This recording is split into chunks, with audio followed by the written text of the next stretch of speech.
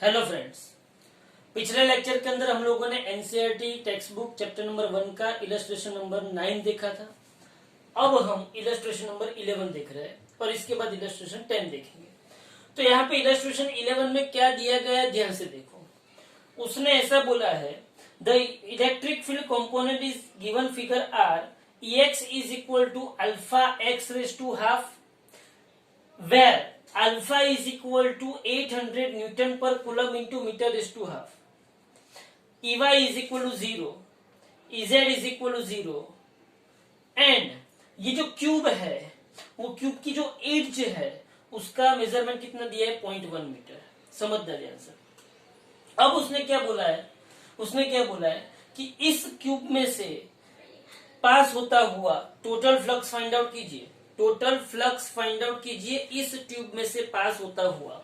अब इस फिगर को आप देख के समझ सकते हो कि ये क्यूब है, ये XYZ कोऑर्डिनेट है, ये जो ओरिजिन है, ओरिजिन से क्यूब के इसको बोलते हैं फेज 1। फेज 1 का ओरिजिन से डिस्टेंस कितना है, A। अच्छा, इसका जो फेज 2 है, फेज 2 का ओरिजिन से डिस्टेंस कितना है, A प्लस A, टोटल कितना हुआ, 2A। समझ लो। तो ये A है और ये 2A है। अब मुझे यहाँ पे इलेक्ट्रिक फ्लक्स ढूंढना है। अब सिंपल सी एक बात समझो, ये जो क्यूब है, क्यूब के टोटल कितने फेज होते हैं, तो 1 2 3 4 5 आगे 6 पीछे, टोटल 6 फेज है। अब उसमें आप बात समझो कि मेरा इलेक्ट्रिक फील्ड हर एक बार कौन सी डायरेक्शन में, एक्स डायरेक्शन में। y एंड z क्या है, 0, मतलब इलेक्ट्रिक फील्ड सिर्फ और सिर्फ x डायरेक्शन में है, y एंड z में इलेक्ट्रिक फील्ड नहीं है। ओके, तो x डायरेक्शन में इलेक्ट्रिक फील्ड है। अब ध्यान से सुनो, फ्लक्स का इक्वेशन क्या है, E a cos theta, where theta is angle between E and A, theta is angle between E and A। अब इलेक्ट्रिक फील्ड कौन सी डायरेक्शन में है, x। ओके, ए क्या है, ए क्या है, ए इज एरिया वेक्टर। और कोई भी क्लोज सरफेस होती है, क्लोज सरफेस के लिए एरिया वेक्टर जो होता है वो आउटवर्ड होता है। क्लोज सरफेस के लिए area vector outward, perpendicular to the surface. Okay, तो क्लोज सरफेस के लिए for close surface area vector is outward and perpendicular to the surface।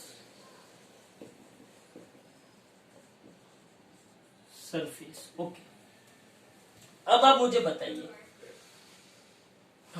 ये इलेक्ट्रिक फील्ड एक्स एक्सिस में है,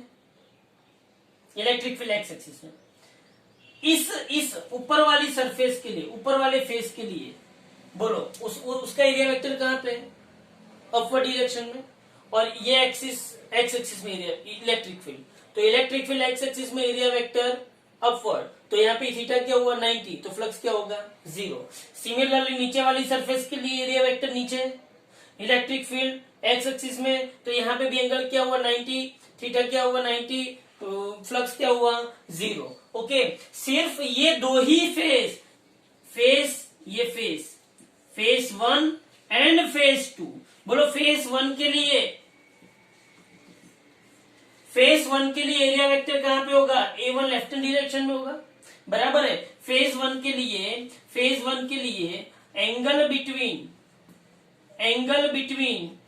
EX and A1 is 180 degree. कितना है, 180 degree. EX ये direction में है, A1 ये डायरेक्शन में है, तो फ्लक्स पासिंग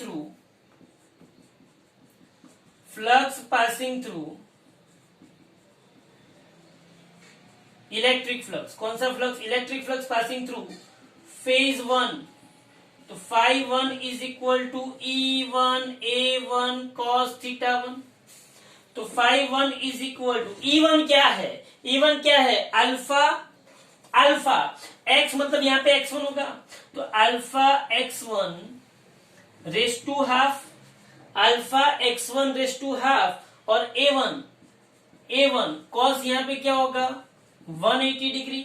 तो यहाँ पे phi1 is equal to alpha x1। बोलो x1 क्या होगा, बोलो x1 क्या होगा, x1 क्या होगा a, x1 क्या होगा यहाँ पे a, फेज 1 जो है उसका यहाँ पे डिस्टेंस कितना है a, तो phi1 is equal to alpha x1 की जगह पे a रेस टू हाफ, और a1 मतलब ये जो फेज है उसका एरिया क्या होगा a स्क्वायर, और यहाँ पे cos 180 क्या होगा -1, तो यहाँ पे phi1 मुझे मिला minus alpha a raise to half a square. बोलो स्क्वायर एंड हाफ कितना हुआ, तो phi1 is equal to minus alpha a raise to 2 2 जा 4, 4 + 1 5/2। ये आया इक्वेशन नंबर 1। फिर से देख लो, फेज वन ओरिजिन से a डिस्टेंस पे, मतलब x1 क्या आया a आया, face 1 phi1 is equal to, मतलब फेज 1 के लिए flux 1 is equal to a1 cos theta 1, E1 कितना हुआ alpha x1 raise to half a1 cos, ये a1 यहाँ पे, इलेक्ट्रिक फील्ड यहाँ पे, दोनों एक दूसरे के पर एंटी पैरेलल, बराबर है, दोनों एक दूसरे की क्या है एंटी पैरेलल, तो थीटा क्या होगा 180 होगा, तो cos 180 क्या हुआ -1 हुआ, अल्फा का अल्फा रखा, a raise to 1/2 a square, minus का माइनस यहाँ पे आया, और ये रेस टू 5/2, ये इक्वेशन नंबर 1 बराबर है। ये किसके लिए, फेज 1 के लिए। अब यही सिचुएशन ये फेज 1 के लिए उतार लीजिए, ये फेज 1 के लिए, यही सिचुएशन मुझे किसके लिए करनी है, फेज 2 के लिए। बोलो फेज 2 के लिए मैं क्या करूंगा, तो ध्यान से देखो, यहां पे मैं कर देता हूं फेज 2 एंगल बिटवीन EX कौन सी डायरेक्शन में, पॉजिटिव एक्स डायरेक्शन में, और ये फेज 2 जो है उसका एरिया वेक्टर भी कहां पे आएगा, पॉजिटिव एक्स डायरेक्शन में। तो angle between EX and A2 is 180 नहीं आएगा, क्या आएगा 0 डिग्री। तो इलेक्ट्रिक फ्लक्स पासिंग थ्रू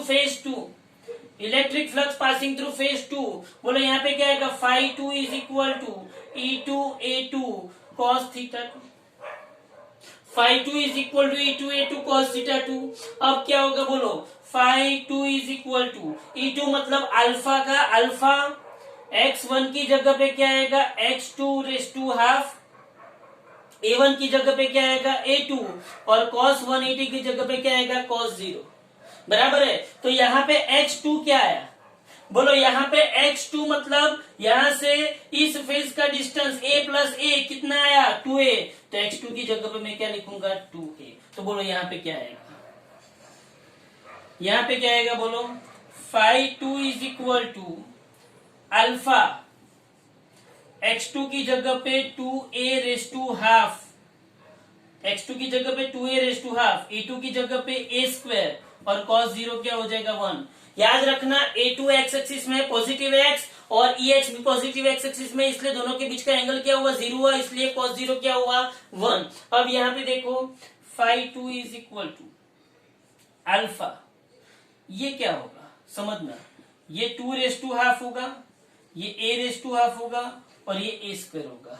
तो phi2 is equal to alpha, ये 2 रेस टू हाफ, और ये a रेस टू क्या होगा, बोलो 2 2 जा 4, 4 + 1 5, 5/2 आया। तो ये मुझे क्या मिला, phi2 मिला, सेकंड फेज में से पास होता हुआ फ्लक्स। तो मुझे लेकिन यहाँ पे क्या पूछा गया है, टोटल फ्लक्स। बोलो टोटल फ्लक्स क्या होगा, टोटल फ्लक्स मुझे पूछा गया है, तो यहाँ पे बोलो मैं क्या करूंगा, टोटल फ्लक्स क्या होगा, total flux passing through the cube,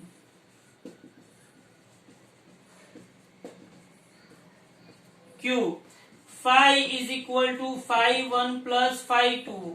तो phi इज इक्वल, बोलो phi1 क्या था, phi1 मेरे पास क्या था, आपको याद होना चाहिए, phi1 था minus alpha a raise to 5/2, और phi2 मेरे पास था अल्फा a रेस टू 5/2 और 2 रेस टू 1/2, बराबर है। अब यहाँ पे देखो phi is equal to alpha a raise to 5/2 बाहर निकला, तो इसमें से 2 रेस टू 1/2 -1 निकलेगा।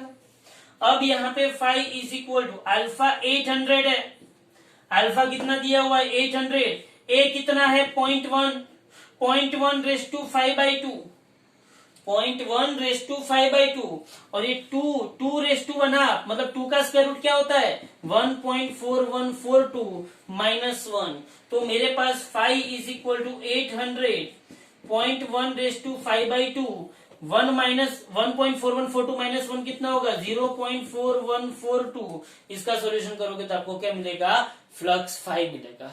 ओके, तो ये हुआ चैप्टर नंबर 1 का इलस्ट्रेशन नंबर 11 बराबर, जिसमें हमको ये क्यूब में से पास होता हुआ फ्लक्स फाइंड आउट करना था।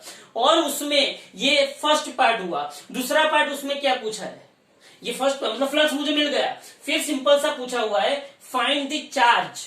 उसने पूछा हुआ है दूसरे पार्ट में उसने पूछा हुआ है कि the charge with in the cube. दूसरे पार्ट में उसने पूछा है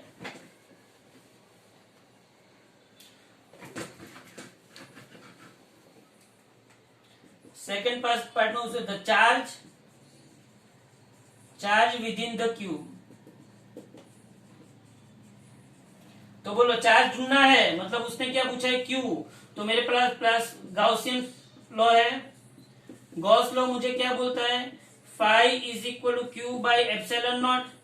phi is equal to Q by epsilon not, तो Q is equal to phi epsilon not. Phi मुझे आगे जो मिला वो और एप्सिलॉन नॉट क्या होगा 8.85 इंटू 10⁻⁻12। तो उसके ऊपर से मुझे क्या मिल जाएगा चार्ज मिल जाएगा। तो सिंपली आपको क्या करना है, चार्ज पूछा हो तो क्यू पूछा हो तो गॉस लॉ यूज करना है। Phi is equal to Q by epsilon not. Phi मुझे पता है, आगे मुझे फाई मिल गया, एप्सिलॉन नॉट मुझे पता है, तो मुझे उस पे से क्या मिल जाएगा क्यू मिल जाएगा। ओके, तो यहाँ पे खत्म होता है illustration number 11।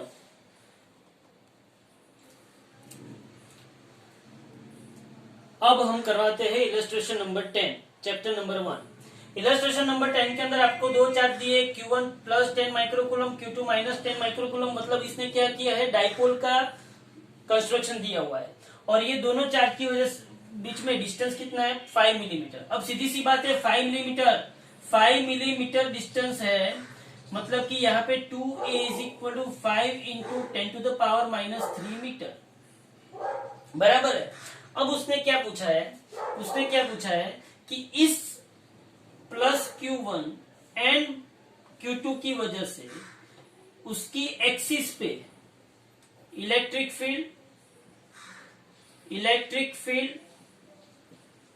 Due to dipole on its axis, electric field due to dipole on its axis पे उसको इलेक्ट्रिक फील्ड चाहिए। तो यहाँ पे उसको कितने डिस्टेंस पे चाहिए 15 सेंटीमीटर डिस्टेंस पे। कितने डिस्टेंस पे 15 सेंटीमीटर, मतलब यहां से उसको 15 सेंटीमीटर डिस्टेंस पे कोई एक पॉइंट कंसीडर कर लो। तो Q1 एंड Q2 की वजह से उसको यहाँ पे क्या चाहिए, Q1 एंड Q2 की वजह से यहाँ पे उसको इलेक्ट्रिक फील्ड चाहिए। अब आप यहाँ पे समझो कि ये जो 2a है ये 5 इंटू 10⁻³ इंटू अगर मैं 10⁻² करूं तो ये सेंटीमीटर में कन्वर्ट हो गया।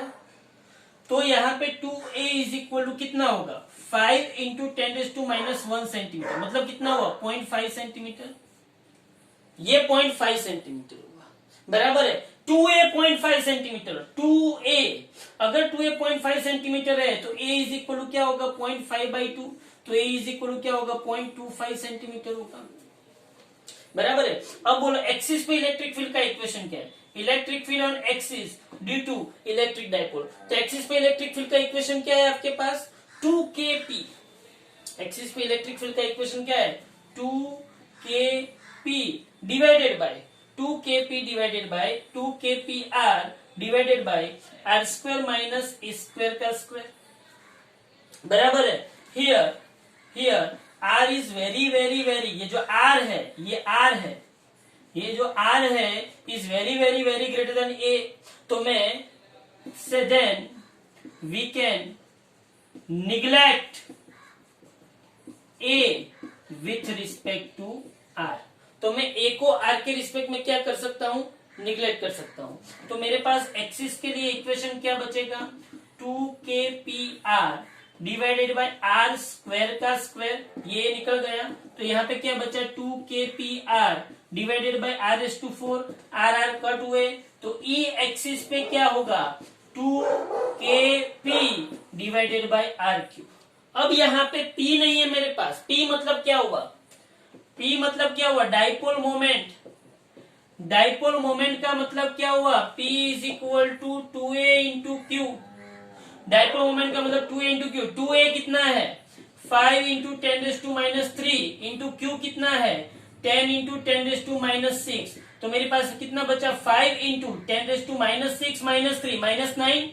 -9 में से 10 गया तो 10⁻⁸ कूलम इंटू मीटर। तो मेरे पास 2 इंटू 9 इंटू 10⁻⁹ P कितना है मेरे पास? 5 into 10⁻⁸ divided by r³ r मेरे पास कितना है? 15 सेंटीमीटर, मतलब 15 इंटू 10⁻² का क्यूब। 2 का क्यूब। तो ये क्या आ गया? एक्सिस पे इलेक्ट्रिक फील्ड। फिर से बोल रहा हूं, मुझे एक्सिस पे इलेक्ट्रिक फील्ड पूछा था कितने सेंटीमीटर पे? 15 सेंटीमीटर पे। तो मेरे पास एक्सिस का इक्वेशन क्या था? 2kpr divided by r² minus a² का स्क्वायर।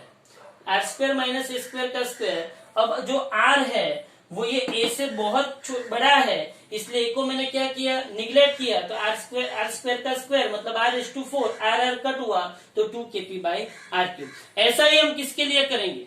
इक्वेटर के लिए। तो यहाँ पे ये आपको समझ में आ गया एक्सिस वाला। अब इक्वेटर के लिए, तो electric field due to dipole on its equator, ये तो एज इट इज रहेगा। सिंपली मुझे चेंज क्या करना है? यहाँ पे मुझे क्या बोला गया? इक्वेटर पूछा है। इक्वेटर पूछा है तो मैं क्या कर सकता हूं? ये मेरे पास डाइपोल है, ये डाइपोल, ये 2a, ये पॉजिटिव चार्ज, ये नेगेटिव चार्ज। यहां से उसने 15 सेंटीमीटर पे r is equal to 15 centimetre पे उसने क्या पूछा है? इलेक्ट्रिक फील्ड पूछा है। r is equal to 15 centimetre पे। तो बोलो इक्वेटर पे इलेक्ट्रिक फील्ड का इक्वेशन क्या है? इक्वेटर पे इलेक्ट्रिक फील्ड का इक्वेशन है minus kp divided by r² plus a²⁵/2। Equator पे इक्वेशन क्या है? Minus kp divided by r² plus a²⁵/2। सीधी सी बात है। Here r is very greater than a, so we can neglect a। तो यहाँ पे इक्वेटर पे क्या आएगा? इक्वेटर पे यहाँ पे आएगा kp। अगर इसको मैग्नीट्यूड में लेते हो तो माइनस भी लिखने का नहीं है। kp डिवाइडेड बाय r² का 3/2। 2 कट हुआ तो kp डिवाइडेड बाय r³। बोलो kp डिवाइडेड बाय r³ क्या होगा? E equator divided by 9 into 10⁻⁹। P कितना है? P कितना है? 5 इंटू 10⁻⁸। R कितना है? 15 इंटू 10⁻² का क्यूब।